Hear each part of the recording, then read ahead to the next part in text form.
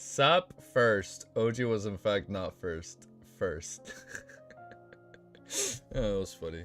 Alright, you guys ready? You guys excited? Okay. Oh, I thought I showed the chapter.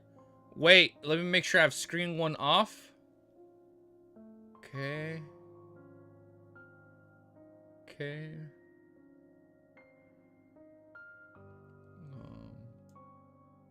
You know, this emote wall I set up just doesn't work. So we're gonna turn it off. I can't get it to work, no matter how much I've tried. Okay, let's put Lord of Mysteries right there.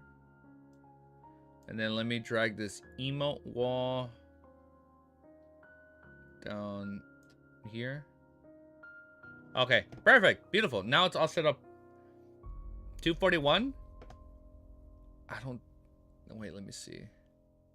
How many chapters is that? I don't think we're going to get to 241 today. No, man. I can only... I know it's... I've been kind of slow with the start of Volume 2 so far. But right now, I was going to be able to do like 5 chapters, maybe 6. No, I know. Yes. Oh, wait. I have the wrong pop-up. Hold up. I know. I've been kind of... My schedule hasn't been as nice as it's been recently. So I know I've been kind of falling behind. But let me see. Okay. Let me just make some coffee. Luckily, I got this new coffee maker. And it brews it quickly with the little pods. It takes like 2 minutes. We're for sure finishing volume 2 today. On God. Okay. Let me have the volume title up here. What the fuck is the chapter title? Okay.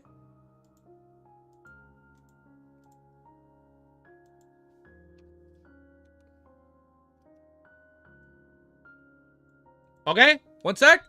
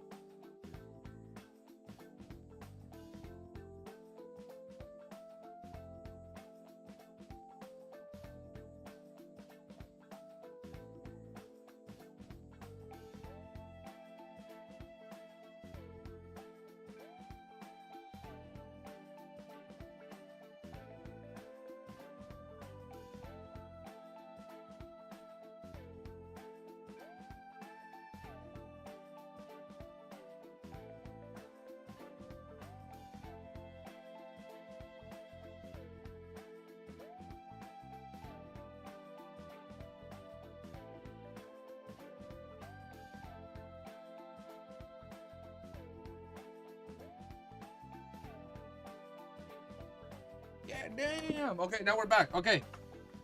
Oh, okay. What the fuck was that sound effect for me? My bad. I didn't mean to do that. What was that? Okay, we're back. Oh, man. Hopefully this fucking coffee wakes me up. 2:38, can you? Yeah. If you want... Okay, for me to get that far, I'ma just lock in, okay? We're gonna do that. I will lock in like my fucking life depends on it, okay?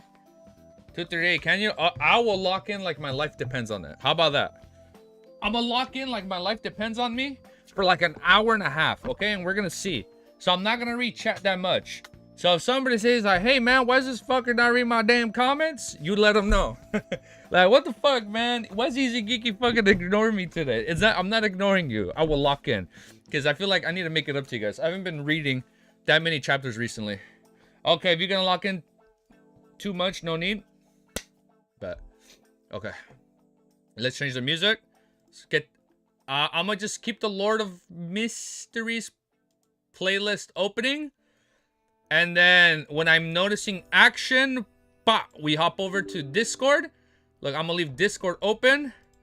We're gonna keep the music domain open. I'm gonna low screen it. Okay.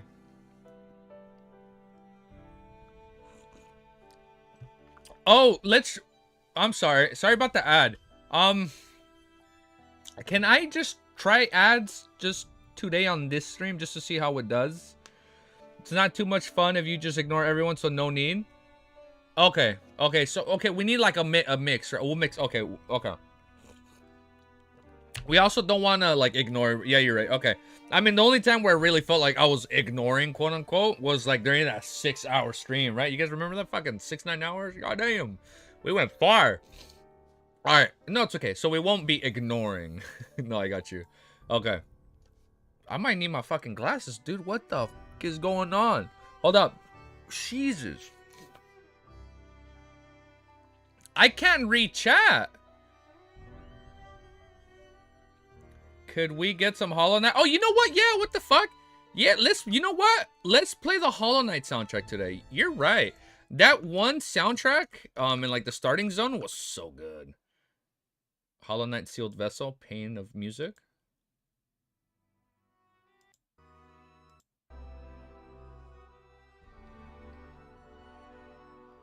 That one? What, you know what? I like this.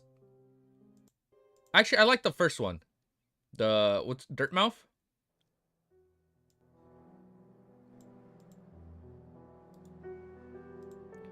Let me play the dirt one for a little bit. Let me go to the end, hit loop. Did you already play? No, I haven't played Hollow Knight. You know what? Let me do this. Let me beat Sifu on stream, and then I'll play that one next. Cause I've been practicing Sifu. Fuck, I'm kind of good at that game now. I'm not trying to fucking brag. My eyes are infected. I can't see anything with my sealed artifact glasses. Dude, what the fuck? It's like I can read it, but it's like it's kind of blurry, and that's kind of fucking scaring me, dude. Cause I have reading glasses, but I think when I hold up, I'm gonna do this. I'm gonna prematurely hide the chapter, so in case I do show anything, we don't have to private the stream. Okay. Oh, these are my old glasses. These glasses, hold up. These glasses are not kind of doing it. Hold up.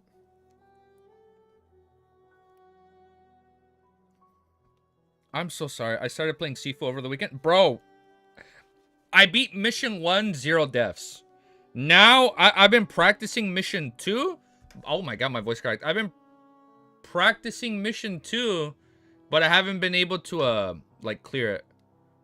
I don't want to show the chapter. Did you guys see anything? So if I look like this... Me who finished Sifu? No fuck! There's no fucking way you beat Sifu one day, Ribeiro. Holy shit.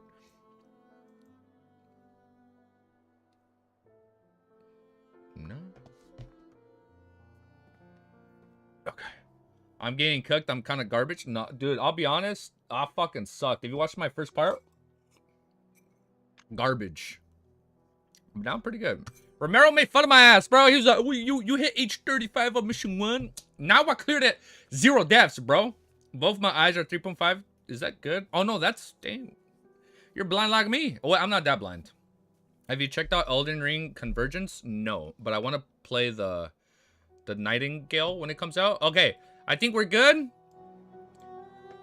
I don't see anything on my screen. I just got... Maybe... If I'm at a slight angle... What is that? Glare. Is that my light? It is my light. Sorry, I'm like trying to be extra careful, but I think we're good if I'm like this. Fortunately, my eyes are good. I need them. Okay, we're good. We're good. Okay. Okay. After stalling for way too long, we have started the recording. Feel free to say hi, YouTube.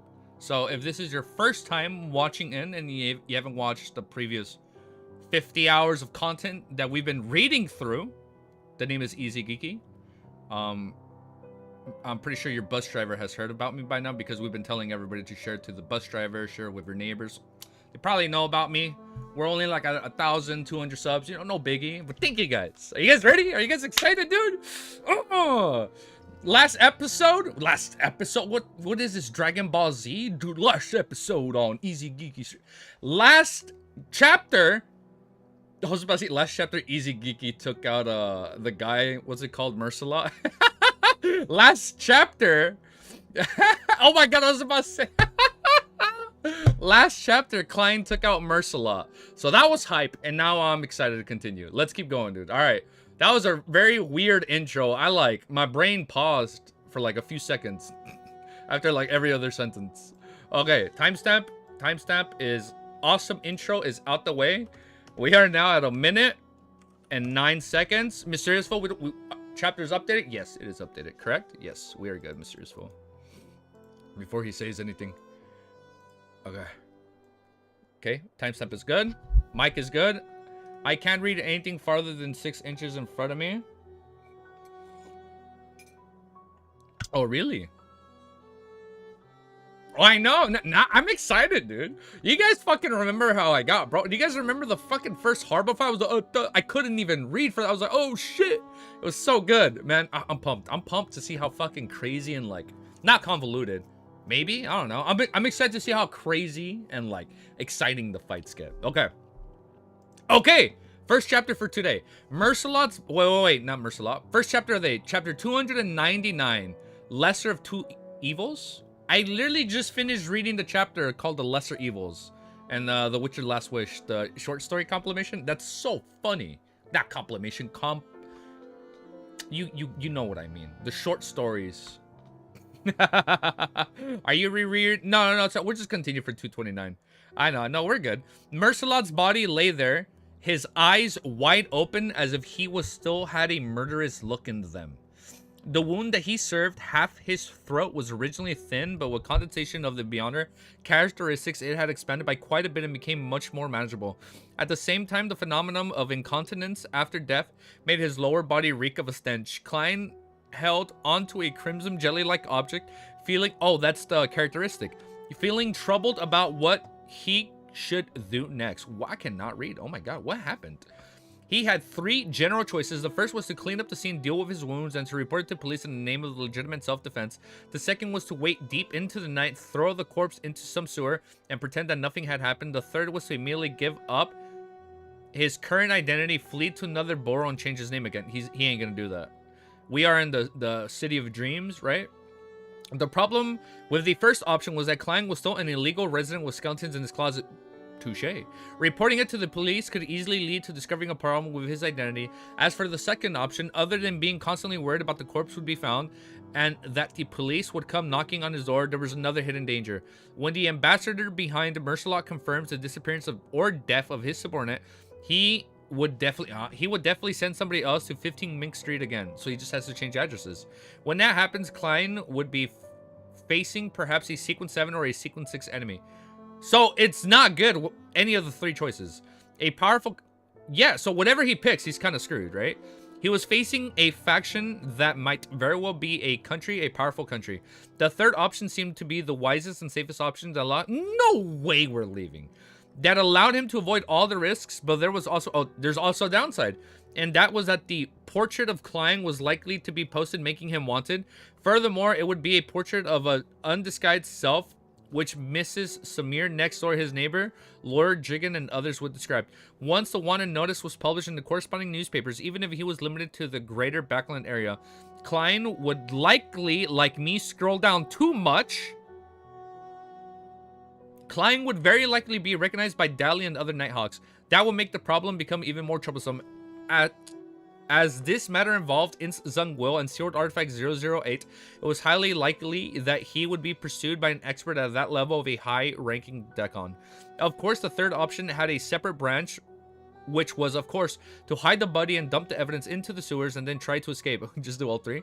However, there was also the risk of becoming wanted when the ambassador... Let me kind of take him off for a little bit just to make sure we're not showing anything.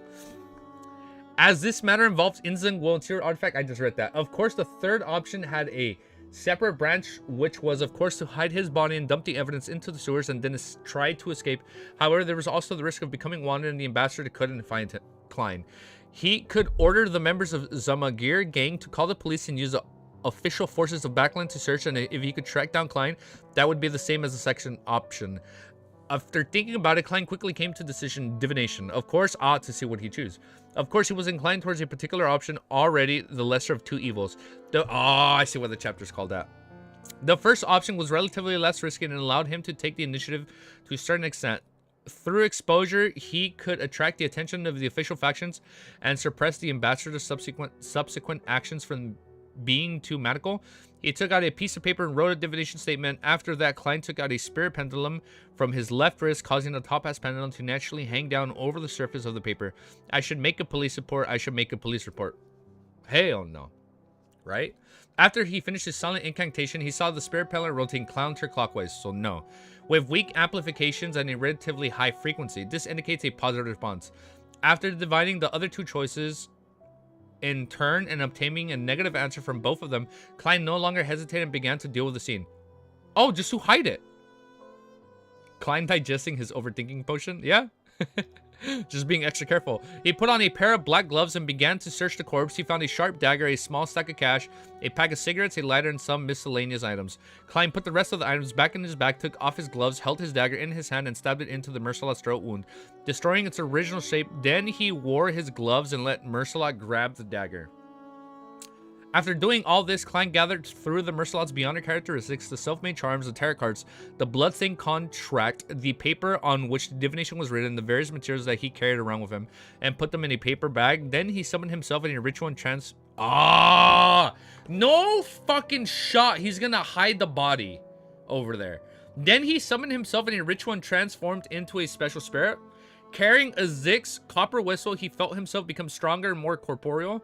Klein picked up the paper bag, he ended the summoning, and returned to the world above the Great Fog. He placed the items from reality behind the fool's high back chair for the time being, leaving a Zix copper whistle as well. Then he relaxed himself as he simulated the sensation of descending rapidly and re-entered his own body.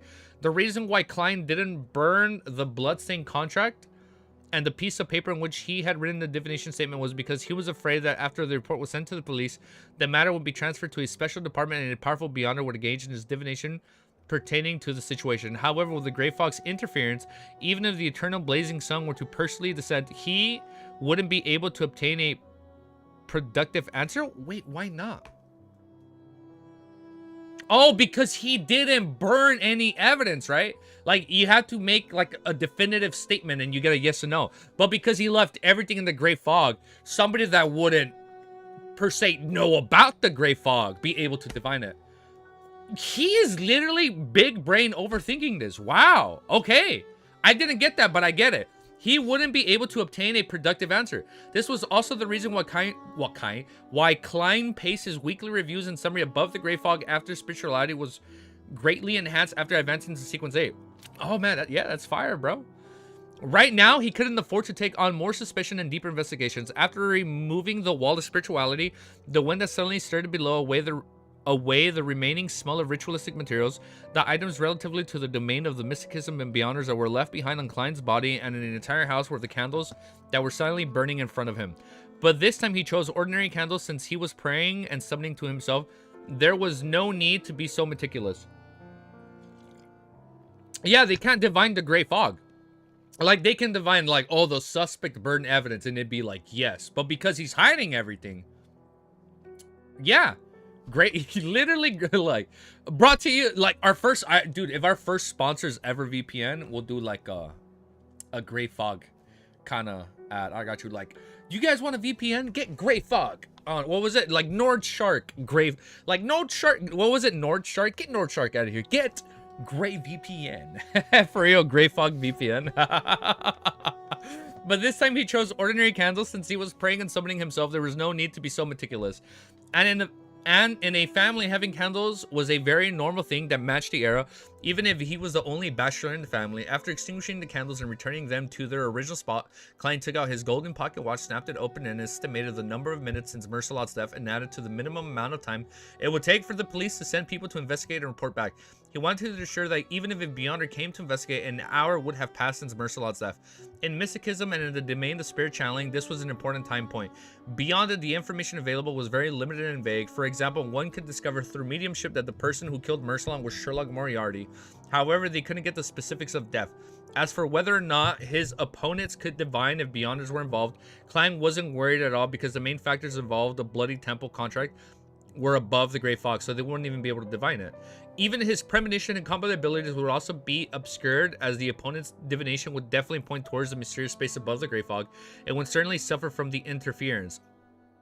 Fortunately, I'm also professional. It feels like I'm really becoming Moriarty. Literally the lesser of two evils. Give it to the Chinese to have a VPN power. Literally Grey Fog, like Grey Fog VPN. I skipped the line. Klein re-examined... Wait. Fortunately, I'm also a professional. It feels like I've really become Moriarty. Klein re-examined the scene, making sure that there were no problems, and began to walk with his eyes fixed on his pocket watch. After the estimated time, he put on his gold-rimmed glasses and waited for a few minutes before he opened the door and went out. The sky in Backland had already gone dark, and the gas lamps on the streets lit up the rain. As a middle-class neighborhood, Minx Street was often patrolled by the police. Klein waited for a while, then spotted the target and went up to meet him. There were two low-ranking constables with only one Chevron, isn't that a car brand, on their pallet. They held guns, batons, and were holding up an umbrella while looking around. This is literally like when the Nighthawks visit. Bro, is like, I already know. So the beginning of this volume is going to draw some parallels to the beginning of Volume 1, right? How the Nighthawks visited Klein after the alleged murder. And now this gang is visiting Klein after the alleged Mercelot's murders, right? Lord of Crime and Detectives, Sherlock Moriarty. Yeah, not Lord of Mysteries. Lord of Crime and Detectiveness, Sherlock Moriarty.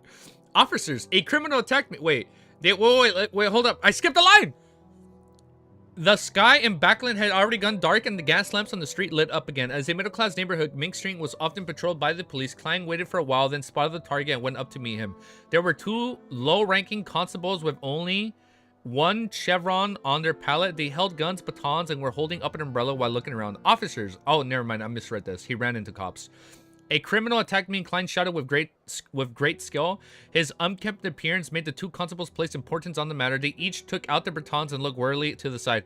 Where's the criminal? The round-faced, brown-eyed cop asked in a deep voice. Klein pointed to his house. He sneaked into my house and tried to kill me. In the fight, I accidentally stabbed him to death. Oh, I thought he said, like, I accidentally repeatedly stabbed him.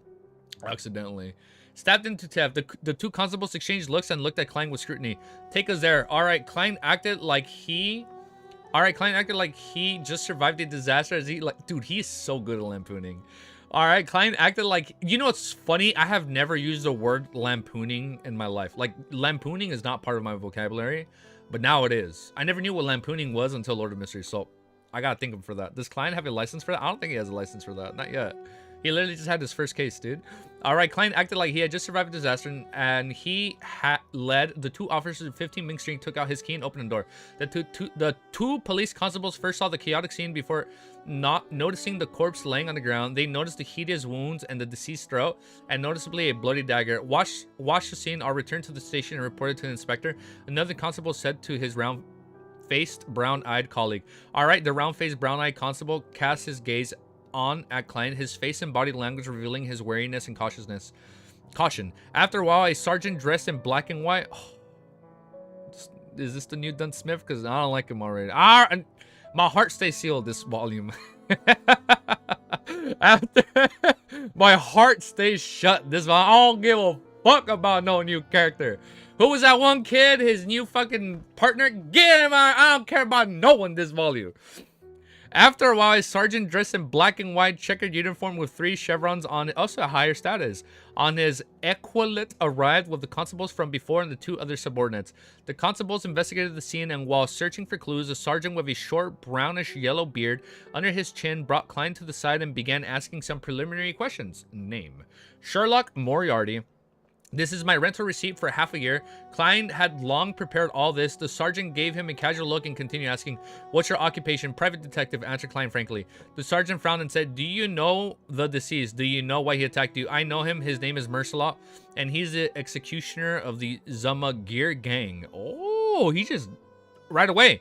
Klein didn't wait for the sergeant to ask any further questions, so he continued. I have previously accepted a job from Ian Wright. Shade. Snitches get stitches, am I right, guys? I have previously accepted a job from Ian Wright, who asked me to investigate his former employer, Detective Zariel Victor Lee. This matter happened to be related to the Zamagir gang in Mercelot. I told him and found out that he was secretly meeting a gentleman who appeared to be of significant standing. Mercelot addressed him as Mr. Ambassador. After saying that, Klein was unsurprised to see Sergeant's expression change. Oh, they're taking him in. They need more questions. My heart was closed at Law Volume 2. My heart stays shut. Anytime there's a cute scene, I'll be like, I don't care. Maybe you'll see a tear, but I'll be like, I don't care. You ain't seeing me choke up like Volume 1. Ambassador, do you know his name? The sergeant asked in a deep voice. I don't know, but I saw his picture. I definitely recognize him. Klein told the truth. This morning, Mercelot came to me and asked me to seek Ian Wright. On the basis of my professional ethics as a private detective, I refused him, and when I got home in the evening, I was attacked and almost killed by him. Thankfully, I'm still quite skilled at combat and was sufficiently quick to react. The sergeant thought for a moment and asked for details of the fight. Klein recounted the fight from the beginning to end, nearly and its entirely, changing his premonition to a reaction. The changing, remember he had like a premonition of him in front of the door. The changing of the contract template he had thrown in the fight into a dagger that Mercelot had dropped. Okay, that's smart. Oh, he's using his own dagger. Oh, I get it. Yeah, follow us back to the police station. And, just like the Nighthawks. You will, bro. Volume 1 was just the episode. Should be clip beside it. You ain't gonna see me cry. One bit this volume. Open your heart. My heart stays shut. Open your heart to their suffering. I don't want to, man. I'm gonna fucking cry thinking about Volume 1. That shit was look at the... I'm already crying. I'm already fucking crying, dude. Volume 1 was fucking heart-wrenching. God damn, who the fuck am I kidding, dude? I can't close off my heart. I'm gonna get so attached when like Benson and Melissa come out and they fucking kill, and like Ian Wright fucking kills one of the siblings in front of Klein. Oh, I hate it. I hate the series, but I love it. I love it, but I hate it. God damn it. Yeah, follow us back to the police station and wait for the autopsy results. The results on-site investigation inquires for the relevant parties involved. The sergeant's thoughts wasn't on the case anymore, clearly acting rather perfunctory. Oh, he's a beyonder. Right now, he only had one thought in his mind. This was an important case involving foreign ambassadors. Oh, political intrigue. He had to report it immediately. In his days, he suddenly thought of a question and quickly added, what's your faith? God of Steam... This fucker, he is really in disguise. God of Steam and Machinery. Oh, that's probably what Melissa's gonna do, right? Because he's into, like, building things, right? Klein replied without hesitation. The backline headquarters of the Church of the Lords of Storms was in the Sherwood Borough, so cases involving Beyonders were often referred to them, with one exception. The people involved had to be believers of the Lords of Storms. In order to not encounter the Nighthawks, Klein had no choice but to let the goddess down. He let her down. She's gonna remember that. Oh shit, you guys deleting messages? I didn't read it. Hey, yo, back to reading. That was a God of War reference. Kratos says it to Atreus. What does he say to Atreus? Wait, I'm sorry, I missed that, Red Devil. Open your heart and tide. Oh, I completely missed that. Wait, what was the quote? I completely missed that quote. I'm so sorry. Okay, guys, stop saying anything about the future volume 2. No, it's okay. Update. Oh my god. I forgot to update because I was reading chat. I'm so sorry, Mr. Fault. Thank you. This man's putting me in check. He's making sure I update it. Okay. Copy. Timestamp. 18 minutes. 09. Paste. Klein is disguising his snitching potion. He's digesting his snitching potion. Yeah, literally. That's exactly what happened. Okay, let me finish my coffee. I'm starting to wake up. I'm gonna stream for like 1 more hour. I know that kind of sucks. I apologize. You can still be into the building things and not need to change your religion. Ah, okay. Like, you can still build it as a hobby. Reporting to the cops, claim most powerful skill. Like, ah, I have a report to make. Oh, shit, interrogation. This is going to be a good chapter. Chapter 30 is called Interrogation, and he's going to lampoon. He's going to digest this calm potion so quickly in this interrogation scene. Empress Boro, in an unremarkable house, Shio and Force took a seat at a random and examined the writing on the blackboard. Like always, Mr. A was sitting quietly alone on the sofa in front of in his hooded robe, looking down at the crowd from a high vantage point. Sequence 8 Sheriff Potion Formula, 450 pounds. And Shio silently read the familiar contents as she was inwardly letting out a sigh of relief. The situation she feared the most was the lack of sellers when she had finally amassed the money with great difficulty. I received 400 pounds from the split, plus my original savings of 150 pounds. That's enough. However, I definitely need a huge sum of money for the main ingredients. Alright, maybe I can change the circles and see if there are any Beyonders who are interested in the formula. Shio suddenly felt invigorated, and she realized that she had found a way to make a fortune. Frankly speaking, there's no way she would leak the formula if she wasn't in desperate need for money to buy the materials to concoct the potion. Oh. She leaks it, she gets paid for it, and then she gets her money to buy the main ingredients. Okay. On one hand, most of the people always hope that there were fewer Beyonders in their own sequences, and on the other hand, the price of corresponding ingredients would be raised. Significantly, if there were too many competitors who bid up the price of the ingredients, it was the same with the subsequent potions. After some serious doubt, Shio slowly became nervous again because it was normal for a recipe to be placed on sale for a long time without being sold. Moreover, the Arbiter pathway belonged to the royal family and the military. All aspects were secretly controlled, and the leaked ones came from a small number. I feel like if my mic disconnects, you guys let me know. Let me kind of balance this. Moreover, the Arbiter pathways belonged to the royal families and the military. All aspects were strictly controlled, and the leaked ones came from a small number of destitute nobles. There were hardly any complete formulas of the low to mid sequences. Often only 1 or 2 of them were complete, and compounded with the knowledge of the main ingredients were controlled and difficult to obtain. Beyonders who chose this sequence were rather rare. Shio had been in some mysticism circles in Backland for a long period of time, but she hadn't found any arbiter. She hasn't found an arbiter apart from herself. On the other hand, the others might have concealed it well, but on the other hand, this might also explain the problems facing the sequence pathway. Few, but compared to For's I'm lucky enough, she hasn't encountered any of the subsequent recipes for apprentices all this time. Shio saw Mr. A's attendant approaching and wrote a note saying that she was purchasing the Sheriff's recipe. Before long, what was she before? Are we talking about Shio? Right? She's an apprentice. Yeah, apprentice, right? Before long, she led to the study on the first floor. Before entering the door, she took I didn't skip a line. Before long, oh my god, I'm so out of it today. Oh, my eyes. Oh, I can't read chat. I need to put on my glasses. Before long, she was led to the study on the first floor. Before entering, she took out a hooded robe of the attendant and covered herself. The seller in the study was dressed in the same way, so they couldn't see each other's face clearly. This is the formula to the Sheriff Potion. Where's my money? Where's my money? Where's my money? What's it called? Where's my money? Wazowski, right? Where's my money, huh? Shio pulled out the cash that she had long counted numerous times as she pushed it to the seller. After checking the authenticity of the notes and the total sum, the seller finally released the potion formula he had. Shio immediately took 1 step forward and grabbed the note. Her eyes swept straight to the main ingredients as they were of great importance. A pair of terror demon worm eyes, silver war bear's right palm. Beyond her items I know of, but I'm never seeing them being sold. Sheila sighed and walked out of the study and took off her robe. Back in the living room, she sat beside Four, having fulfilled her wish. She slowly began to worry about the unknown honorary names of the evil spirit that might be haunting her. A.K.A. Klein Moriarty. A.K.A. Zoe Minguri. A.K.A. IT Tech Guy. What? Don't be scared! He's a friend! 10, no 20, no 30 to request for someone skilled for the exorcism to do the purification ritual for me. Sheila made up her mind, and after exchanging a few whisper words with Four, she beckoned Mr. A's attendant. After the end of the free communication break, she saw her request appear as an additional entry to the blackboard. Subsequent haunting of evil spirits requesting the help of friends who specialize in exorcism, 30 pounds. After a while, Mr. A's attendant came to two of them and quietly invited them to the living room on the first floor. There was a man wearing a white mask inside. He looked at the two people who were wearing loose robes that concealed their genders and chuckled. There was a man wearing a white mask. Why does this remind me of that one anime I just saw the other day?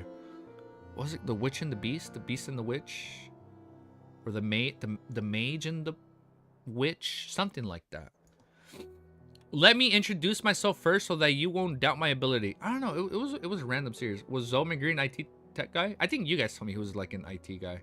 Oh, and also in the fan art, he was wearing like an IT badge, or maybe just like a badge for like a tech company. I don't know.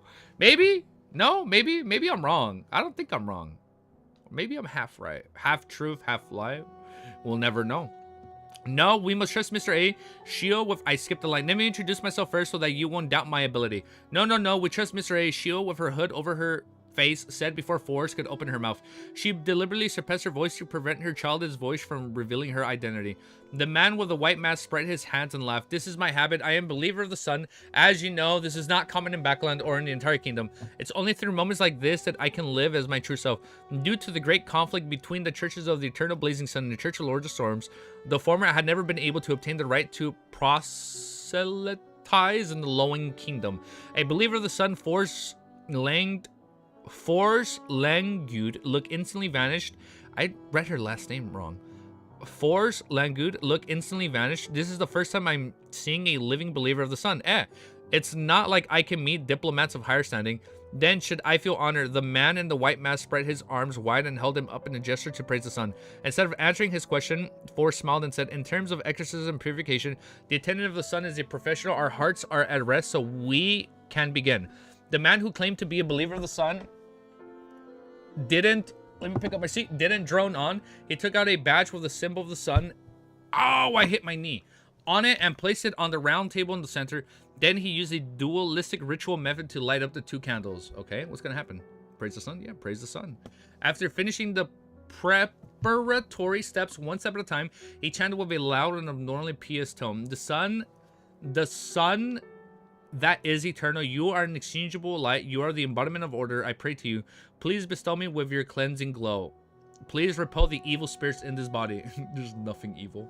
Amid the echoing Hermes incantation, Shio and Force saw bright lights burst out of the sun's emblem, bursting into a pure and warm manner. It was endless like the tide, and the light surged towards the two of them, engulfing them simultaneously. Nearly a minute later, everything was restored to normal. All Shio and Force felt was warmth, finding the warmth very comfortable and relieving. It was like soaking in a hot spring or having gone sunbathing. Sherwood Borough Rice Police Station. So now we're in the interrogation room. Clang was sitting on a low bench with a group of thieves and drunkards. It looks very disgraceful. Suddenly, he felt warmth on the back of his hand as the coldness of the... Oh, I thought it was from the ritual. Suddenly, he felt the warmth on the back of his hand as the coldness of the backland night was dispelled quite significantly. I'm dropping my mic. Who's being so kind to know that I was feeling a little cold just now? He mumbled half jokingly and half curious. I skipped a line. Lowering his head, Klein realized that the four black dots representing the mysterious space above the gray fog didn't appear. Who's being so kind to know that I was feeling a little cold just now? He mumbled half jokingly and half curious. As a former inspector, he looked at the thief on the left who had handcuffed to the pipe, then at the drunkard on the right who could vomit at any moment but kept yelling about hitting people. He sighed at his present predicament and wasn't sure when he would be free from this. There should be another test after this, and then I'll be fine once I pass it. I hope the police will have their attention on the bastard in the Zumagiri gang and ignore my origins as a puny detective. In theory, there's a high chance for that, as long as Mr. Samir, Mr. Gurgan, and the others don't say anything of interest to the police. Yes, they have only just met me, so it's impossible for them to know much. Mercelot's Beyonder characteristic was taken away by me and was hidden above the gray fog. He didn't leave behind anything strange, so no one will be able to discover that he used to be a Beyond. And have questions about my strength. More than an hour had passed. In his self-encouragement, Klein saw the officer with a short, brownish yellow beard walking towards him. Sherlock Moriarty, come with me to the negotiation room. The sergeant said without further explanation. Here he comes. Klein stood up and followed. After going around the corner, the sergeant stopped in front of the iron door and gestured for Klein to enter. Klein took a deep breath before exhaling. He yanked the handle and opened the door. It was a small room with thick walls and a small table in the middle. There were chairs on both sides of the table. Under the elegant gas lamp's illumination, Klein identified the interrogator as a man who wore a black shirt, a rather uncommon sight. He didn't wear a vest, but wore a black coat. Oh, like, no, I can't do this again. I refuse to do this again. He didn't wear a vest. Get this Dunsmith lookalike out of here. I don't care about him. He didn't wear a vest, but wore a black coat that wasn't part of his usual formal attire. He had thin eyebrows and cold. He also has blue eyes. Like, bro. Or he had like sunken blue eyes, right? That's what Dunsmith had. He had thin eyebrows and cold blue eyes. His face was cut, looking rigid while lacking any gentleness. The man pointed to the chair opposite of him and said in a deep voice, I ask, you answer. Okay, good cop, bad cop. Before he finished his sentence, Klein felt an unimaginable suppressive force on him. He felt that an electric current... He's a Beyonder. He felt that an electric current was tearing through his mind that lashed onto his soul with a barbed whip. This feeling was painful and numbing, as though it stemmed from deep within the brain. It was barely resistible, and all he could do was tremble and have his knee buckle. Klein nearly fell to the ground, and as he hurriedly held onto the table and sat down, his temples felt a throbbing pain. This is the result of Beyonder's power. Ordinary people might have thought of it as a psychological problem caused by the nervousness and the authority of the interrogator. He's a detective. This is like a detective pathway, or he's on the sheriff pathway, right? Like, all of a sudden, when we're trying to get the sheriff ingredients, we run into a sheriff. This is a result of Beyonder's power. Yeah, right? It's the results of Beyonder powers. And I lost my place. Nervous in the authority of the interrogator opposite of him, but Klein had clearly identified that this was the result of Beyonder's powers. Powers that could be directly attack the mind of others. He quickly recalled the information he had seen before quickly confirming the target of his suspicion. Oh, Arbiter pathway, sequence 7 I didn't tell you guys. He's an interrogator. Has the matter been transferred to a special department of the military? Klein thought with some relief. As long as it isn't in the Nighthawks, everything's fine. Identify the ambassador who met Mercelot from these photographs. The cold and unyielding man in the black spread out 8 black and white photos on the small table. Klein felt as if it was electric whip in his mind was being lifted high, and the warning of extreme pain made it so he didn't dare to lie. Of course, there was no need for Klein to lie. After a moment of identification, he pushed a photo in the direction of the interrogator. It was a middle-aged gentleman who wore ostentatious clothing and looked rather charming. The interrogator glanced at it but didn't make any responses. He once again asked, were your previous statements the truth? Oh, shit. Klein felt like he was forced into a dream. He kept his mind clear and rational, and he didn't yield to the whip in his mind as he sincerely replied nothing but the truth. The interrogator leaned forward with his hands on the small table and said, when was the last time you met Ian Wright? Yesterday morning. Klein said with great difficulty, I tailed Mercelot and found the body of the detective Zuriel. As I didn't want to deal with the police, I took Ian to identify the body and told him to call the police. Zuriel's body was located at the sewers entrance at the bottom of the Iron Carver Street in Eastborough. After a brief silence, the interrogator finally nodded his head. Klein immediately felt the enormous pressure disappear along with a whip in his mind. You may leave now, he said without a trace of emotion in his voice. Klein stood up and opened the door, not asking the frailty in his gait. He found it more tiring than finding Mercelot. If he made the slightest mistake, his spirit would have been completely crushed, and he would obediently answer any question that the other party asks. Oh, that's really not good. You correct. Sequence 8 of Arbiter Pathway Sheriff. I told you guys I was right. Okay, sequence 7 is Interrogator. Got it. Arbiter, Sheriff, Interrogator. Okay. At this moment, the sergeant from before he came... Oh, I think I skipped a line. No, if it wasn't for the fact that my spirit is special and how it's been subjugated to the test of ravings and screamings for a long period of time, allowing me to maintain my common rationality under certain circumstances, I would have most likely had a mental breakdown just now.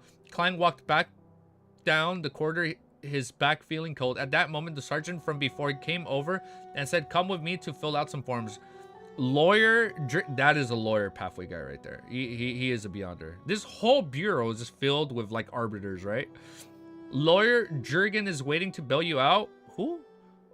A lawyer? Oh shit! This is a lawyer beyonder. Lawyer Jurgen is waiting to bail you out. Phew. Klein secretly exhaled and completely relaxed. He knew that the danger is over. Sick. This is cool. All right. No, I think. Okay, here. Next chapter. Losses. I don't like the name of this chapter. I'm already kind of sad. My frames are... I think we're lagging. YouTube is not receiving enough video to maintain smooth streaming. I would just lower stream quality just in case. In case the stream is kind of laggy. I'm so sorry, guys. 32 minutes. 40 seconds. Chapter 231 is losses. And we got an update up here. It's backland. Beyonders everywhere. Yeah, especially since it's such a big place, right? You know regular lawyers exist, but not in Lord of Mysteries. My man ran into an interrogator, and there's probably a Beyonder lawyer. You know what? There's probably like a Beyonder lawyer that looks for fishy cases, right? Regular people can be lawyers also. No, I know that. I know that. I know that. But too good to be true. Too good to be true that this is just a regular lawyer after we found out, like, towards the end of Volume 1 or beginning of Volume 2. No, towards the end of Volume 1 that there's, like, lawyer beyonders. Come on! We are indeed lagging out, but it's very minor. Okay. Okay. Okay. Sorry about that. All right. Next chapter is 231 called Losses. Shush now. let Easy think he's a beyonder, because he is a beyonder. Of course. Clement Jurgen Cooper. Look, he even has a beyonder name. Whose name would be Jurgen? I'm sorry if there's any Jurgens watching. I'm sorry. That was a mean joke. Wait, no, that'd be a compliment because I'm calling you like a beyonder. Klein met Jurgen Cooper in the office at the Rice police station. The young senior solicitor was still dressed formally as though he was always ready to go to a posh dinner party. He wore a black double-breasted attire, a white shirt with a stiff collar, a huge bow tie, and a bright leather boots, which made the policeman act very polite to him. Jurgen held... We're not like kind of hidden, right? No, we'd be hiding if we're like over here. So if we're like this, we're good, right? Yeah, we know about Sequence 9 lawyer. Urgent is son of a cat woman. He's a cat person. He wore a black... Oh, wait. The first detective client? Oh, really? No way. We've met him already? Was that name brought up? I don't remember. Okay, well, let's find out. He wore a black double-breasted attire, a white shirt with a stiff collar, a huge bow tie, and bright leather boots, which made the policeman act very polite to him. Jurgen held his top hat and looked at Klein with his blue eyes while saying, "The formalities are over. You can leave if you pay the bill of 10... Damn, that's a lot of money. Thank you." Klein didn't say anything more, but followed the good-looking but seemingly old-fashioned Jurgen to the police station's financial affairs office that was nearby, where he fished out his wallet and pulled out 2 5-pound notes. He was grateful that he had all his cash, 95 pounds, on him, or else he might have had to borrow it from his good neighbor. Oh, right here. He might have had to borrow it from his good neighbor Jurgen. Of course, the worst case scenario would be if he had left the money at home. Klein wasn't certain how much of that would be left after the police searched the scene. Yet he couldn't put it in the world above the gray fog, because it was possible that he needed to offer bribes to free himself. At present, many newspapers and magazines were discrediting the police as being unsupervised, violent, corrupt, extraordinary, and vicious. Klein didn't dare to believe it fully, but neither did he dare to doubt it. After all, Mercelot's money could very well end up in the pockets of someone in the police station. After paying bail, Klein followed Drigan out on the police station and shivered when hit by the humid cold wind. After the case is closed, your bail will be returned to you. Of course, you can't expect them to voluntarily notify you. Yes, in a week, if no one notifies you that your presence is required back at the station, you can come here and ask for your bail to be returned. In theory, you can still get appropriate compensation, if any, from other parties' estates. Jurgen walked over to the carriage and parked nearby.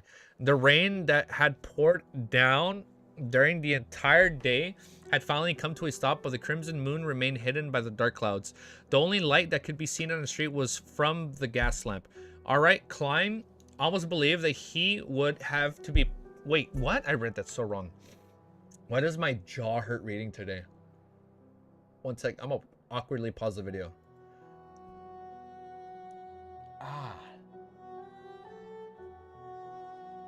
My jaw is fucking... What the fuck is this pain?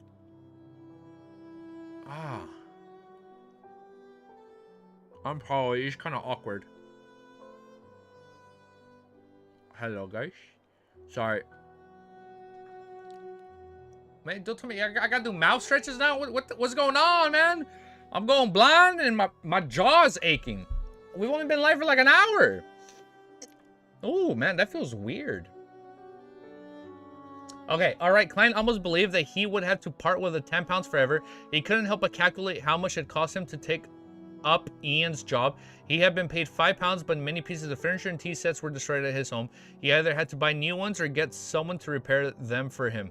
With the materials used, the cost of the carriage, and the cost of mending his clothes, the math seemed to imply that he would be losing money.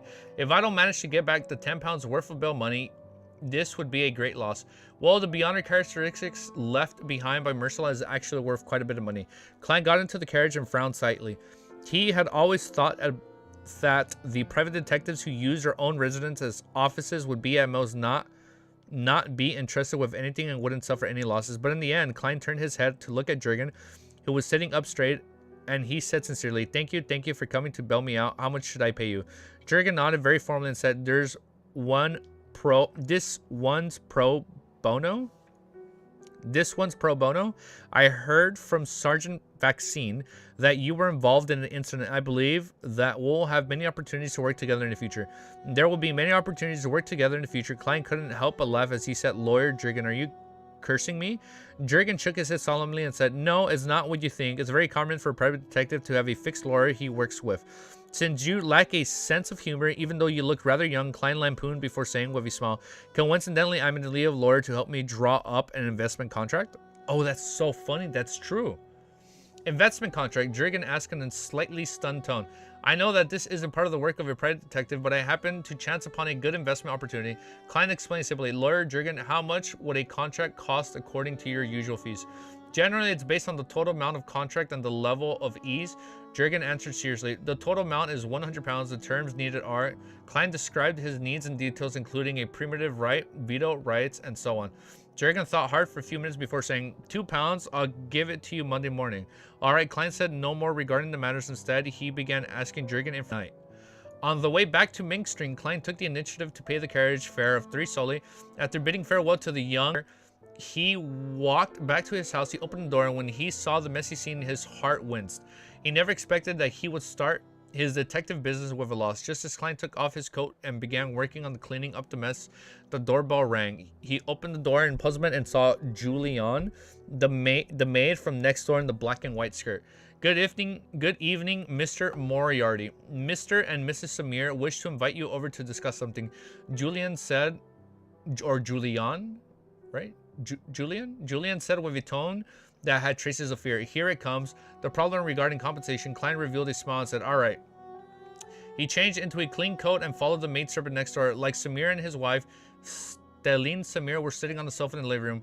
The stout Luke with a pencil-thin mustache stood up and extended his hand as he said with a chuckle, good evening, Mr. Marty. I only just learned that you were a private detective. That's quite unbecoming as a neighbor. No, it was my fault. I didn't know if I was suited for this career and might find other jobs at any moment. Klein said as he shook his head, as he shook the hand of the mailmaster. I'm very sorry for what happened tonight. I'll compensate you. It's just an accident, Luke said reassuringly. The blonde, blue-eyed, and pretty Pretty Stelline asks out of curiosity, did you really kill the intruder? Heh, you must want black tea, right? Klein nodded. Perhaps he was just a thief. He didn't mention that the problem stemmed due to one of his jobs in order to prevent the Samir couple from having any unpleasant feelings. Since the police didn't inform them, there's no need for me to do anything unnecessary. Klein silently added. Luke Samir laughed and said, you must possess excellent combat skills. As a neighbor, I feel very safe. Perhaps we will have matters to entrust you in the future. Klein seemingly gave a self-deprecating laugh. Actually, I was almost killed. Regardless, you were the ultimate victor, Luke said. After chatting about the topic for a while, Steenley picked up a porcelain teacup and took a sip. I'm very curious about how many commissions a private detective receives a week and how much they can earn. Klein didn't try to hide anything as he left. It depends on the situation. Just like when there are good and bad harvests in the farm. I earned £5 and 5 solé last week, but after last night's incident, I might have made a loss. As if she didn't hear the latter half of his words, she continued, if you can maintain this income, you'll get a pretty good life in Backlands Sherwood District at £5 a week. There's no need to sublet another... What? There's no need to sublet another room, and you can hire a maid to do odd jobs. Listen to a symphony every other week, or go to the theatrical opera once. Once a week, you can play tennis or squash. Join a reading salon and go on a nice restaurant. Of course, if you've already prepared for marriage, you need to save a little money. A weekly salary of £5 is still a little short of being truly decent. Then what is how much is that? And then what does it require a weekly salary to be truly decent? Klein asks. Just £2 more. £7 at least. I skipped a line. Nope. £7 at least. Steenley lifted her chin slightly. Klein turned to Luke and said casually, oh my, wow, my jaw hurts. I heard from your wife that you work at a coin, but I'm not sure what its main business is. And I read that so wrong. Anthracite and charcoal, Luke answered with a smile. It's no wonder he became a member of the Suit Reduction Association. Klein pondered for a moment and said, in Backland, how big of a salary does a manager receive? It's seldom mentioned in newspapers and magazines. It depends. It depends on the industry as well as the actual position's job scope. Backlands Bank best manager earns £5,000 a year. Dude, that's so much. But for me, it's about £430 to £440, including bonuses, Luke said casually. That's about £8 a week. No wonder. Before Klein could open his mouth, Steenley Samuel grumbled. Actually, we could have lived in the suburbs and all have a garden and a lawn. Luke would then be able to have a stable and buy a new carriage and 2 foals he's been eyeing all this time. But he would waste too much time on his commute to work. That would be even more valuable. A new carriage, including horses, costs about £100. £8 a week is indeed impressive. Unfortunately, it hasn't been long since I had a pay raise when Klein could only smile in response. After exchanging a few more pleasantries, he bade farewell and left, sighing himself in his heart. Mr. and Mrs. Samir are still considered nice. If I had a mean landlord, I'd have had my deposit deducted and refunded and be asked to get lost after what happened tonight. After returning home, Klein began laboring. He wasn't in a hurry to go above the gray fog to examine the warm current on the back of his hand, nor was he in a hurry to do divinations because he was afraid about the military special departments was still keeping tabs on him. He decided to go to the bar which Ian had described tomorrow night to buy a gun, so to deal with people who might assault him recklessly in desperation. Klein even planned to find the means to hire a bodyguard, a powerful Beyonder bodyguard. He needs a bodyguard? This was so that first he could take advantage of the opportunity to contract Beyonder circles without exposing himself, and second, it was because he was also afraid that the ambassador's next assailant would have the ability to hide from military special department. Although it was slightly comical thing for a sequence 8 Beyonder, a vengeful evil spirit in hiding, to need a bodyguard, as safety was of paramount importance to Klein. If the price is too high, I'll blow the copper whistle for Mr. Zick, which of course might be more dangerous. I don't know much about Secret Artifact 008. After cleaning up the house, Klein silently muttered. After the purification ceremony ended... Oh, we changed scenes. Look, I'm so quick at noticing the scene change. After the purification ceremony ended, the man in the white mask said, Shio and Force, no matter what kind of sinister spirit it is, it has already been... This guy literally freaking scammed him. He didn't even say you weren't possessed. No matter what kind of sinister spirit it is, it has already been exercised by me. Hey, if it has reached the level of evil spirit, then I'm unable to exercise. It should have given a response. However, there was However, there was none. As he spoke, he poured the water, which had condensed on the emblem of the sun, into a small metal bottle and handed it to Shio. Sprinkle it in your room to ward off any remnants. Thank you. Shio paid him while... Damn, and he literally paid for him to say, yeah, there was nothing. Thank you. Shio paid him while feeling the pinch, but she felt a lot more relaxed. Moments after she returned to the living room with force, the attendant delivered a note to him. Miss Arbiter, who has just bought the sheriff formula, would you mind having a chat in the study? I might have what you need. Ooh. You're getting used to LOTM? Yeah, I remember. I read like half of a page and I'll be like, what? When did we change point of views? Now I caught it right away. Okay. Let's change the chapter. Oh, is my mic cutting off? I'm sorry. Test, test, test, test, test, test. Testy, test, test. Testy, test, test, test. Test, test, test, test. I'm sorry if it's cutting off. 45, 58. Alright, let me quickly mute my mic. Oh, I think I have to sneeze. Oh. Wait, it's going away. Wait. Just a cough. Just a cough. Oh, that's bad. Ugh. Okay. Update this. In the future, you will start to guess the sequence and pathways from just the abilities shown. I hope I get there, Romero. In a certain city of Silver, Chief already makes his appearance yet? I don't think so.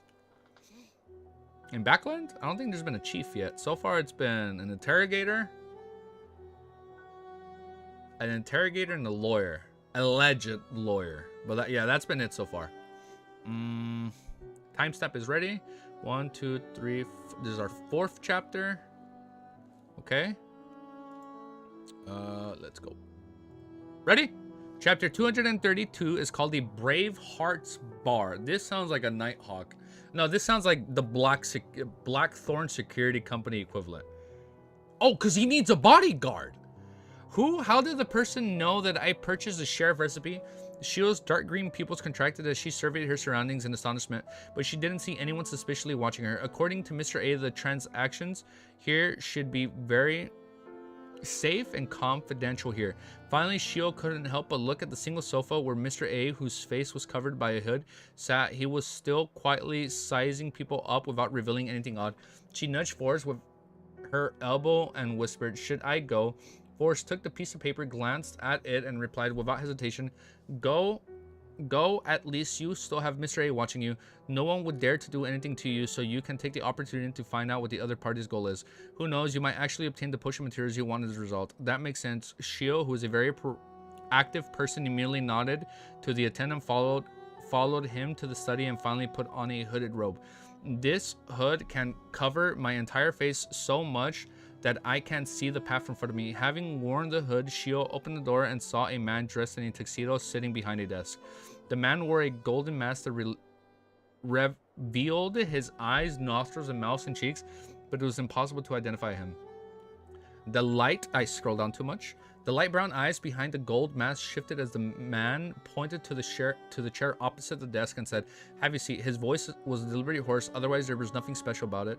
Shio closed the door to the study, stuck her chest out and raised her head, and sat down in the designated position with feelings of intimidated. She then asked, "Do you have the main ingredients for the sheriff potion?" The masked man chuckled and said, "Yes, I have the eyes of a terror demon." Oh, right away.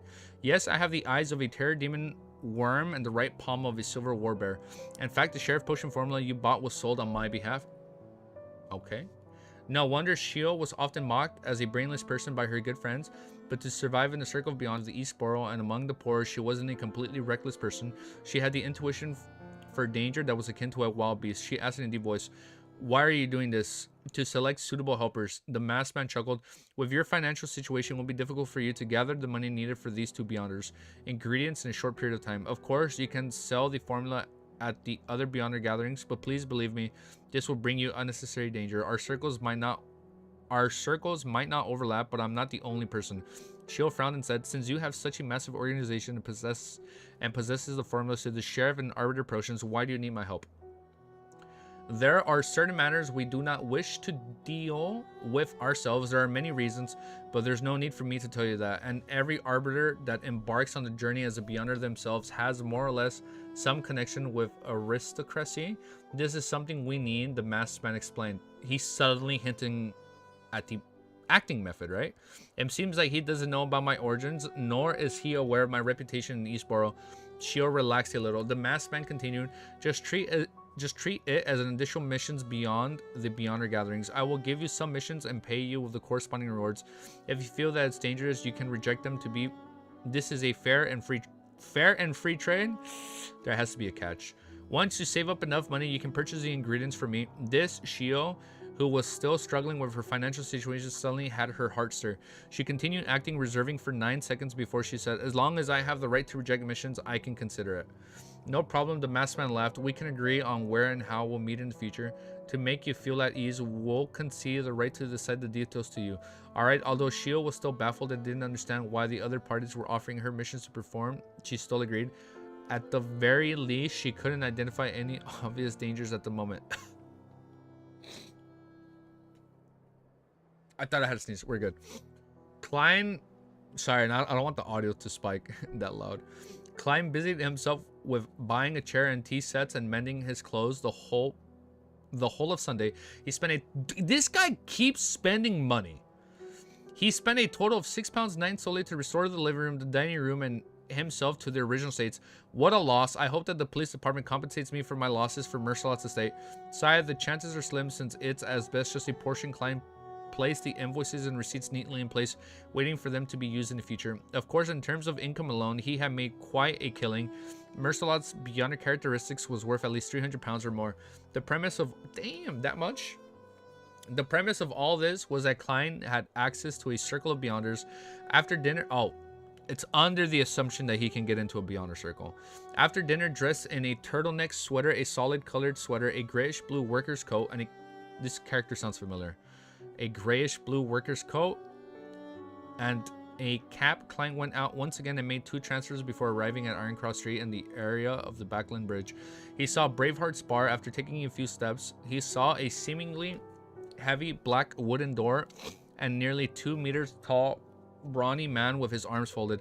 The brawny man sized up Klein, but he didn't stop him from pushing open the door, but his throat moved when he heard the cheers inside. This was when the bar was experiencing its peak business. Before Klein even entered, he felt a heat wave engulf him. He could smell the strong aroma of the malt beer and hear a din. Unsurprisingly, he saw 2 staggers in the middle of the bar. One of them was having a rat baiting with dogs competition, and the other stage had 2 boxers patiently waiting for the fight to begin. The aroma of alcohol mixed with the smell of sweat emanated. Klein lifted his gold-rimmed glasses and pinched his nose. While protecting his belongings, he squeezed his way to the bar counter. Before the bartenders could say anything, he said, 1 glass of South Bile beer. This was the best beer that the Lowen Kingdom produced. 5 pence. The bartender replied like clockwork. Klein took out a handful of coins and counted out 5 pence before handing them over in exchange for a large wooden cup of gold beer. The aroma of beer was alluring. In front of it, many bears can't even be called alcohol. Wait, what? In front of it, I read bears, dude. It's beers. Yo, greetings. Who just woke up? Yo, thanks for joining, Vec. What's up? Maybe your message was too misleading. That's why delete. Oh, no, it's okay, guys. We're good. We're good.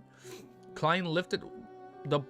I lost my place. Oh, wait. In front of it, many beers can't even be called alcohol and can only be considered as gold. Klein lifted up the cup and took a swig. A swig? It was cool and refreshing, first bitter and fragrant, but later the flavors of malt burst out. It had a slightly sweet aftertaste. After putting down the cup, he looked at the tiny white bubbles and took the opportunity to ask, "Where's Casper's Kalinin?" The bartender stopped, whipped the glass in his hand, and looked up and observed Klein for a few seconds before pointing to the side. "Billiard room 3. In the spirit of not wasting anything, Klein carried the cup and walked to the 3rd billiard room. With just a light tap, he allowed the door to creak open. The 2 men inside stopped and looked towards the door. "I'm looking for Casper's Kalin." Amidst the silence, Klein hurriedly added, "Old geezer introduced me." Upon hearing this, a 50-year-old man with a big nose and a linen shirt said in a deep voice, "Come in." He had a huge twisted scar running from the corner of his right eye to the side of his mouth, and his nose was typically brandy noise on the almost completely red. Klein slowly walked in with the cup in his hand and saw that Casper's billiard opponent had put aside his cue stick like clockwork and left the room before closing the door behind him. Casper's Kalinin hobbled over and asked, "What do you want?"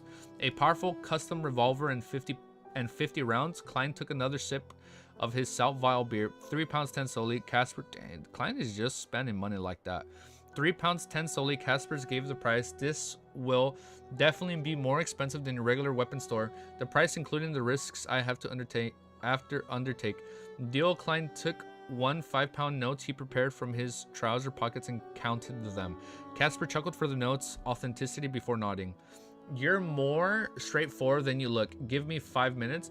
He put the notes on the billiard table, leaning against a crutch, and limped to the door. After watching Casper's leave, Klein glanced back at the currently trending billiards, and found it to be very similar to the snooker on Earth. What? I gotta look this up off stream. It must be you, Emperor Rizzo. He nearly lost his composure and laughed while shaking his head. After a short wait, Casper pushed the door open and entered, carrying a pack wrapped in brown paper and 2 5 solely notes. Klein took the money and the items and opened it on the spot. His eyes caught the long, silvery barrel of a revolver. The grip seemed to be made of walnut wood. In addition to that, there were 50 glistening rounds neatly placed in a box. Klein, trying to empty the gun, loaded 5 rounds, stuffed the revolver into his armpit holster. He bought some time back. Then he gathered up the remaining bullets and looked at Casper. He deliberated and asked, "If I wish to hire a good bodyguard, who should I look for?" "A very good one, the kind that exceeds human limitations." Klein dying inside every time. He's like, fine. He's like, it's gonna work out in the end, dude. Casper rubbed his red nose and his eyes turned cold. He carefully examined Klein for 2 minutes, using his silence to create a terrible sense of oppression. I can make the query for you, but there's no guarantee that someone will accept his mission. He seems to know more than one beyonder. Klein smiled and said, "No matter what the result is, please allow me to express my gratitude in advance." Caspers put away the bills on the billiard table and walked out again. It was a full 10 minutes before he returned to his room, and by then Klein had already finished his huge cup of Salval beer out of boredom. "He wants to meet you before making a decision," Casper said in a deep voice. "Already?" "No problem. I would also determine the difficulty of the mission if it were me." Klein smiled and nodded. He followed behind Caspers, who was holding past a crowded boxing ring and into the kitchen of the bar. This scene reminds me of I don't know if you guys read Peaky Blinders, like the one like fighting ring area in season 1. I've only seen season 1 so far, but it's like reminding me of that. It's giving me like the bar is giving me Peaky Blinder vibes, where the oldest brother was fighting, or where like he ran into the dad or something like that. He followed. "No problem. I would also determine the difficulty of the mission if it were me." Sorry, I reread that. Klein smiled and nodded. He followed behind Casper, who hobbled into the kitchen of the bar. Casper suddenly stopped and lightly knocked on the door. After gaining permission, he pushed it open and entered with Klein in tow. It was a card room where more than 10 people were playing Texas poker. I don't even know how to play that. A man wearing a black vest and a white shirt slowly stood up after seeing Casper and Klein enter the room. The others who were playing cards stopped in their tracks and didn't make a sound. I'm sorry if the stream is lagging. I keep getting the error, so if it lags for you, I just put in like 360p or something. Sorry about that. With a single glance, Klein frowned indiscriminately. Apart from the man that had stood up, he noticed that all the other players had an indescribable sense of strangeness to them. Their faces were pale and their eyes were like those of a wild beast. Tapping his left molar twice, Klein secretly activated his spirit vision. His muscles tensed up abruptly and he almost couldn't control his expression because the auras of those players were dark black. That meant that apart from the man who stood up, the 10 plus people playing cards were all... What the fuck? Is this like necromancy? Tapping his left molar twice, Klein secretly activated his spirit vision. His muscles tensed... Let me reread this part. His muscles tensed up abruptly, and he almost couldn't control his expression because the auras of those players were dark black. That meant that apart from the man who stood up, the 10 plus people playing cards were all dead. No, they weren't just dead, as dead had no aura of colors. Oh shit, zombies. We're finally meeting oh, the dude in the apartment was a zombie, right? Like he rezzed as a zombie? Yeah, bar does give, yeah, the bar does give Peaky Blinder vibes, right? Am I right? The feeling of rotting came over him, and the man in the white shirt and black vest walked in front of Klein. His face was equally pale, and there seemed to be deep malice in his eyes. This is hype. All right. All right, let's update this timestamp. Let's see who this man is. Like, is this going to be a new friend or like an inevitable enemy, right? My man walked into a cemetery and the man's just playing with him, dude. This crazy. This fucked up, man. All right, let's update timestamp. Let's continue. Okay. We are at 58 minutes. I'm sorry to be the bearer of bad news, but I think this will be the last chapter. Oh. What would I do without you, Mysterious Will? I updated my timestamp, but I didn't update the chapter title. I know, I'm sorry. This might be the last chapter of the day. Luckily, we are definitely getting to 2:38 tomorrow, because you said you wanted to get there, right? Zombie Poker Night? It's like this dude... Wait, before we read the chapter, that was a funny comment, Randy. Zombie Poker Night? Dude, playing cards? Dude, this guy is literally playing Balatro with the undead. Like, that's what happens when you play so much Balatro. You're gonna turn into a zombie and keep playing in the afterlife. Look, dude, there's a Balatro reference in Lord of the Mysteries. I didn't understand the God of War one, but I understood the Balatro reference. Okay, let me update this timestamp again before I forget. That way it's actually accurate. 58 48. That's fine. Okay. Yeah, and I'm so sorry about that, guys. I'm sorry. I've been like barely reading 5 chapters recently. I know. All right, tomorrow Mon will stream or LOT. So tomorrow. Okay, so look. Tomorrow I'm gonna first read 10 chapters of MMM, and then 10 chapters of SSS, and then finally catch up with Ragnarok. Wait. Are we meeting? We're going to see, not a duo. We're meeting like a quintuplet. There's like 11 people there. I kind of blanked. No, it's okay. No, you don't need a blank. Nah, it's not a duo. We just met like 11 people, bro. Balatro reference. All right, let's keep going. Yeah, I'm telling you, it is a Balatro reference, Beck. Chapter 233 is called A Man Cannot Be Judged by His Looks. Okay, yo, SSS peak. Pulled 5 flush. He literally pulled a 5 flush. The more he thought about how a living person was playing cards with more than 10 corpses in a dimly lit room in the night, the more his scalp tingled. Klein suppressed his instinctive fear and looked at the pale face, the malicious brown eyes, and the man who was about 28 years old that sufficed madness.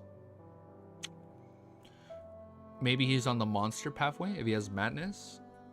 He pretended to be intimidated by the man's dominance and took a step back. Oh, acting. Look at that.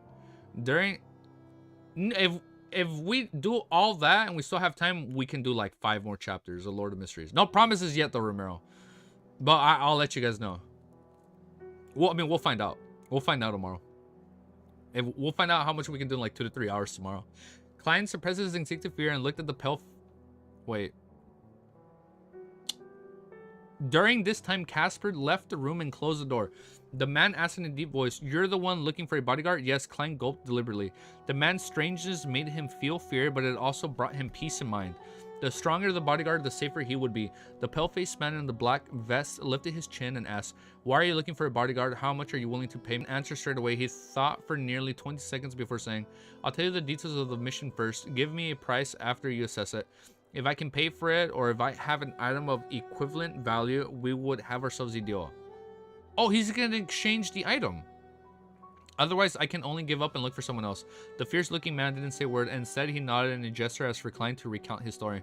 Klein deliberately looked at the zombies, treating them as normal card players. Then he gave the man an inquisitive look, saying, "Before I answer, do you want to kick these guys out of the room?" "There's no need for that," the pale-faced man said in a deep voice. Like, they're my guys. Klein hesitated for a moment, then honestly said, "I offended a big shot who might have a country supporting him." The room suddenly turned still and silent. The man, who had a hint of madness and malice in his eyes, froze on the spot as if he had turned into a plaster statue. After nearly a minute, he slowly said, "The mission is priceless." This mission is the fuck. Get out. This mission is priceless. Get out. Klein didn't manage to react until the man turned and walked back to the card table. Only then did he realize that there was no deal. You played cards with a bunch of living corpses in a room and presented yourself as a person of high standing and strength. Yet you were scared of just like that. You're clearly a little crazy. Klein didn't know whether to laugh or cry out a little bit. The big shot doesn't have that much freedom in Backland. The man in the black vest ignored him and sat down again. The zombies began to hand out cards, look at their cards, and throw out chips. Klein exhaled and backed out of the room only to see Casper Kellin. Klein exhaled and backed out of the room only to see Casper Kellin. He had been waiting outside with his brandy nose and hideous wound. We didn't come to an agreement. The fuck you mean? You said get out. What do you mean we didn't come to? We didn't come to agreement. Klein threw up his hands. What the fuck? Casper didn't show a look of surprise as he pondered for a few seconds before saying, did he request too high of a price? What the fuck is going on? Who's Casper? What? Klein exhaled and backed out. I'm already confused. What happened? Klein exhaled and backed out of the room only to see Casper Kellin. He had been waiting outside with his brandy nose and hideous wound. We didn't come to an agreement. Klein threw up his hands. Like to fight? Casper didn't show a look of surprise as he pondered for a few seconds before saying, did he request too high of a price? No, he finds the mission too difficult. Klein... Oh, it's the guy that took him there. No, he finds the mission too difficult. Klein didn't hide the reason. Casper frowned. Marek is the scariest person I know. He isn't even afraid of bullets, and since he thinks the mission is difficult, I don't think I can help you get in touch with other powerful people. What a pity, Klein sighed. Casper clenched his right fist and struck his left chest. May the storms be with you, then I'm dead. Klein said with a smile as he made the best out of it. Thank you. You can try asking around for me. I'll pay you a fee. Yeah, I'll come again tomorrow night. After receiving a positive answer, he left for the Bravehearts bar, feeling slightly melancholic. He didn't even have the interest to play a game of billiards. Was I being too honest? If I described the mission in a way that sounded simpler, Marek would have agreed. I just wonder how much money he would ask for. Sigh, it's not my style to let someone else face the danger for me through deceit. As a beyonder, if I constantly go against my heart's true thoughts and my own principles, then I probably won't be far from losing control. A little on the nose? No, I thought he appeared in front of the door. I'm like, I thought this dude just teleported. It's like, oh, we didn't actually, I thought he sat down, but then appeared in front of the, like, I lied. How much are we going to pay? But no, it was the guy that took him in. I was just confused on who was the one that was standing out there. As a beyonder I constantly go against, I read this. Feeling mixed emotions, Klein changed carriages and returned to Ming Street. I can hear Ellie barking. Ellie! I'm almost done, Ellie. Hold up. Give me a few minutes. After washing up, Klein didn't waste any charcoal. He directly went to the bedroom and pulled the curtain to isolate the room from outside world. On the way back, he carefully thought for a while and discovered that the possible danger wasn't something that couldn't be resolved. To the unknown ambassador, his primary and fundamental purpose is to find Ian Wright. The reason he sent people to deal with me was because he wished to obtain clues to find Ian for me. If direct interrogation doesn't work, killing me and changing my spirit could be considered. If I let him know that I can't find Ian either, he wouldn't take the risk to deal with a hired detective when the military special department might be monitoring the situation. Of course, my appearance and strength far exceeds his expectations, causing their operation to be exposed and causing them to suffer heavy setbacks. If I were the ambassador, I would definitely think about revenge and vent my anger, but it definitely wouldn't be now, not when the situation is so tense and turbulent. Yes, this is building on the premise that the ambassador has brains and he isn't a good-for-nothing who got to his position through connections and only knows how to act rashly. We'll find out. For him to be handling such an important matter, it must mean that he's still rather reliable. In other words, the crux of the problem is Ian Wright's whereabouts. Huh. Damn, he's good at this, dude. Literally Sherlock Moriarty. Sherlock and Moriarty. Look at that.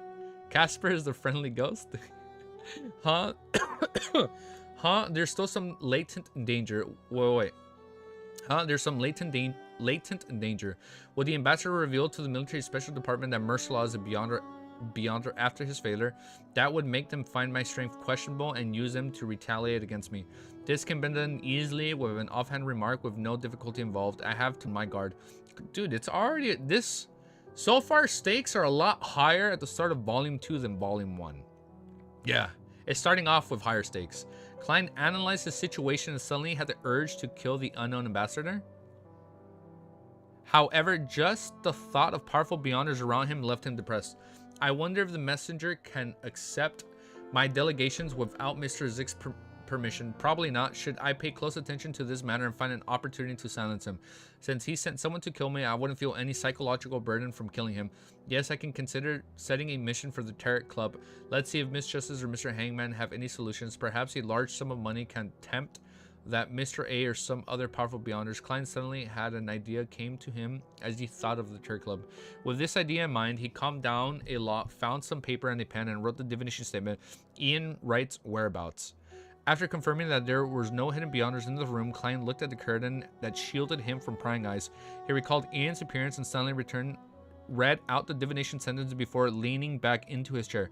He quickly entered a dream and saw a dark, small, rundown room in the dreaming world. There was a bunk bed and a floor mat that 4 people slept on. Ian was curled up at the bottom of the bunk bed, sleeping soundly under an old satchel. When the dream shattered, Klein opened his eyes and interpreted the revelation. Living quarters like that only exist in the East Borough and the Backland Bridge area, but it is an abnormally huge place. Even if all the police in Backland are deployed, they still wouldn't be able to find it. Ian was very careful he didn't leave anything with me, otherwise I would have been able to find him through the dowsing rod divination. After a few minutes of consideration, Klein picked up the pen and added a paragraph to each of the divination statements, making it an excuse. I don't know Ian Wright's whereabouts. I haven't seen him since we found Zuriel's body. That piece of paper wasn't left on the desk without a pen pressed against its edge. After all was done, Klein got up and went back to his bed, making a quick, less obvious flick of coin to make sure that no one was watching him. After obtaining a negative answer, he quickly took 4 steps counterclockwise, chanted the incantation, and entered the world above the gray fog. With the ancient and towering palace, Klein couldn't be bothered to inspect the situation around him and instead repeated the divination he had just done. Seeing the negative answer hadn't changed, he stopped feeling so nervous, raised his head to the side. He realized that the core position of the newly added crimson star had been dyed with a sun-like gold. Raising his head to the side, he realized that the core position of the newly added crimson star had been dyed with a sun-like gold. Is this the source of the warmth I felt? Klein spread out his spirituality and gingerly touched it. Is that like lightly touched it? Right? Yeah, he's already in a bad situation. It hasn't even been a week, Romero. Yeah, you put it in better terms.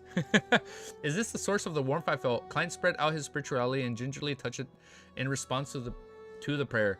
A blurry scene quickly appeared in front of his eyes. The petite lady he had tried to pull above the gray fog was standing in front of an altar with a lady with slightly curled brown hair. A man wearing a white mask softly chanted the honoring name of the eternal blazing sun, creating a warm and pure light. Was she trying to get someone to do an exorcism? Klein almost laughed.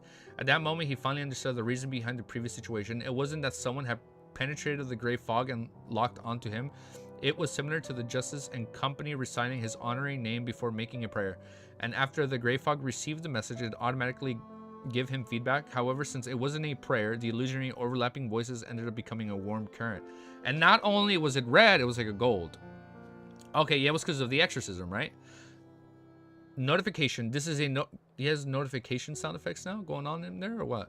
Notification. This is a notification, not something that can cause harm or influence. Klein made a definite judgment. Oh, so when he gets that warm presence, it's like a notification. At the same time, he was roughly certain of one thing. The way the mysterious space above the gray fog connected with Justice and the others wasn't absolutely abnormal above the rules of this world. It still suffered particularly restrictions that could cause effects of varying degrees by using specific methods. Klein continued watching the scene before him and listened to the voice speaking. He was surprised to find that it lasted longer than ever before. Before this, he wouldn't be able to take the initiative to spy on the corresponding targets of the Crimson Stars unless the other party had prayed for it.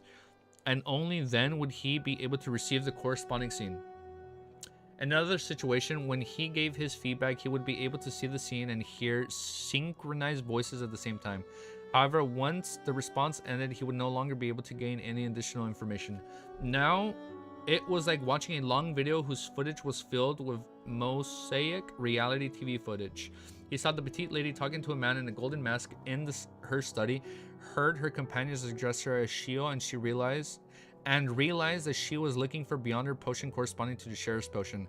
It wasn't until the two women returned home, Klein felt regretful that he failed to identify their address. The recording thus came to an end. Watching the gradually dissipating gold colors, he nodded his head thoughtfully. He vaguely understood why such an anomaly had appeared. In other words, the power of purification helped me maintain the corresponding passageway. Shio's 30 pounds was worth it. I wonder when I'll be able to maintain it myself. Klein shook his head and smiled. He took out a pen and paper to continue to divine Ian Wright's whereabouts. Gray Fog group chat. He literally made a yeah. We're making a group chat. Not only is the Gray Fog a VPN, now it's gonna be a group chat. No, so first it was a Discord server, then it became a VPN, and now it's gonna be a group chat. All right, I like it. Wait, timestamp. We are. Oh, this is such a short video. I'm so sorry, guys. Man, I'm sorry. It's so short. Okay. Overall thoughts. We'll do overall thoughts. Yeah, I'm probably gonna end it right here. Okay. I'm sorry. The video was a little short, but we are gonna end it right here for today. We will be back tomorrow.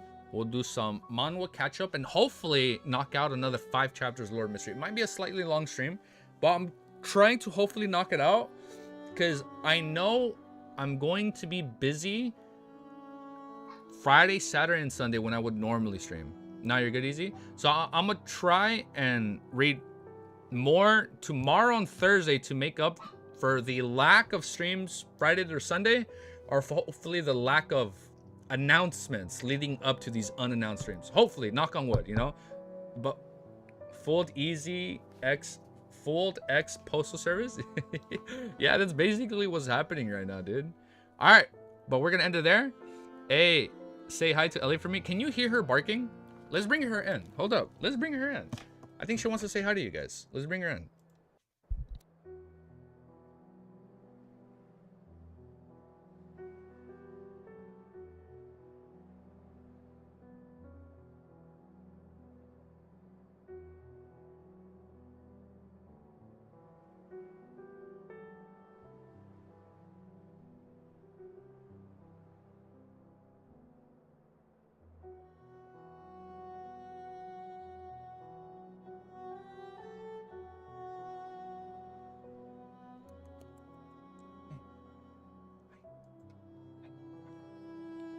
Look, she's right here. Look at her. Look at her. She's so pretty. She's so cute. I don't know if you guys have ever been able to tell, but on one of her eyes, she has like darkish brown eyes, but on the corner of one eye, on the inner part of her pupil, it's like blue. It's like transparent. Yeah, she has like a slight color discoloration. A slight discoloration in her eye. I said that wrong, but you get me. Her eye color is slightly mixed. Oh, look, she's gonna sleep. Look, while we do our outro, I'm gonna put her to sleep. Look at her.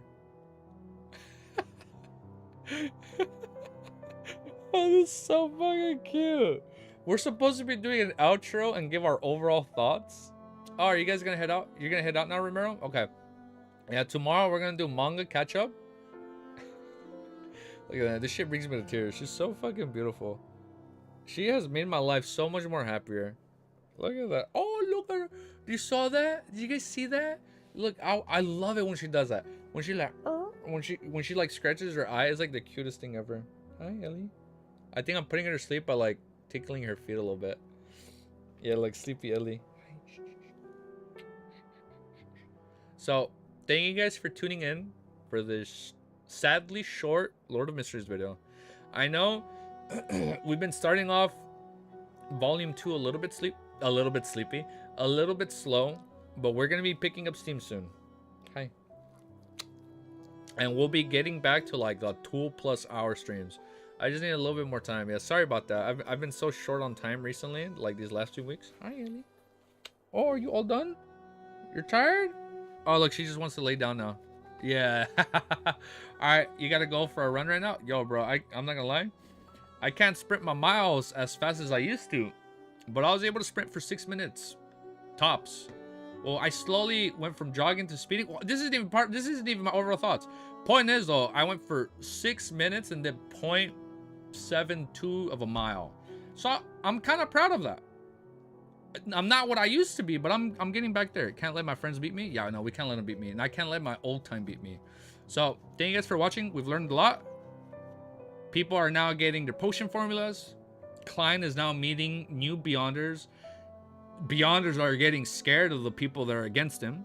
Now there's like a political intrigue going on where it's like now there's like a different region that's like trying to do something in Backland, and we don't know how this is all gonna connect back to Klein and his first mission and Ian Wright.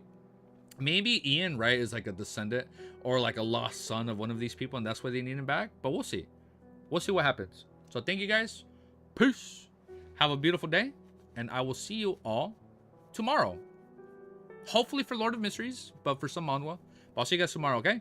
Bye. Peace. And have a beautiful day. All right. Later, guys. Okay. We stopped the recording. Thank you, guys.